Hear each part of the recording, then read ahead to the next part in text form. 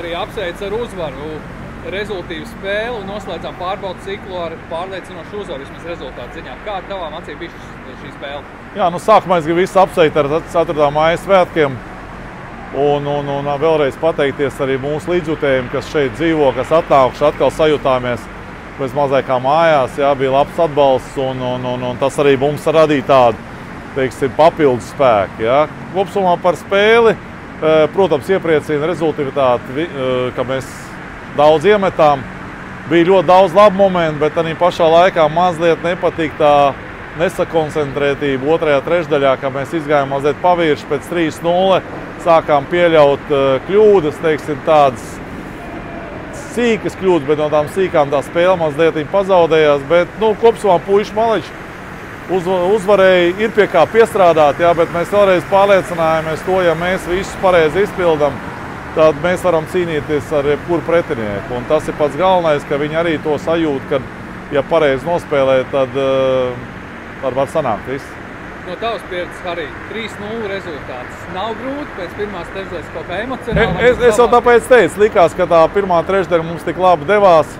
Kaut vai, kā es atzīmēju, kad mums pietrūka metienu daudzums, jā, jo mēs mēģinājām jau beigās līdz tukšiem izspēlēt, un kā mēs redzējām statistikā, ja, kad Dāņi pēc 0-3 tāpat bija metienos vadībā, vajadzēja kaut kur varbūt vienkāršot to, teiksim, vairāk kaut kur apdraudēt vārdus, bet kopsumā, jā, mums vienkārši jāmāk spēlēt, ir arī pie 3-0 vadībā prastu vienkāršu spēli, varbūt pat vēl vairāk novienkāršot, ja, jo mēs sākām mazliet pārturēt, sākām, teiksim, tādas piespēles spēlēt, ko mēs pie vienādu rezultātu nekad nebūtu spēlējuši, un tas mazliet izlaida mums no rokām to lielo pārsvaru. Bet kopsumā beigās mēs tāpat atguvām viņu, un labi, ka puiši nospēlēja līdz galam un uzvarēja.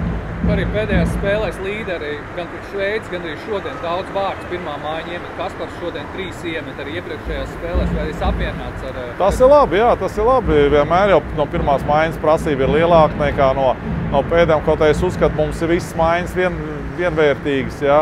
Un nav tā, ka mēs varam teikt, jūs esat pirmie, tur tie 4. vienkārši rindas kārtībā tā iet, bet, kā es teicu, ļoti svarīgi bija arī vairākums. Šoreiz mēs labi nodemonstrējām, labas izspēles bija, un jā, jo vairākums tas ir vienmēr noteicošais faktors. Jā, iemet vairākumā, mēģina noturēt mazākumu.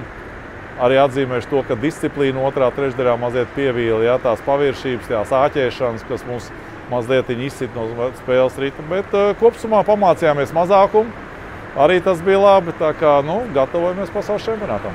Kāds bija šis sagatavošanās posms un cik grūti būs galvenajam trenerim noteikt sastāvu uz pasaules čempionātu?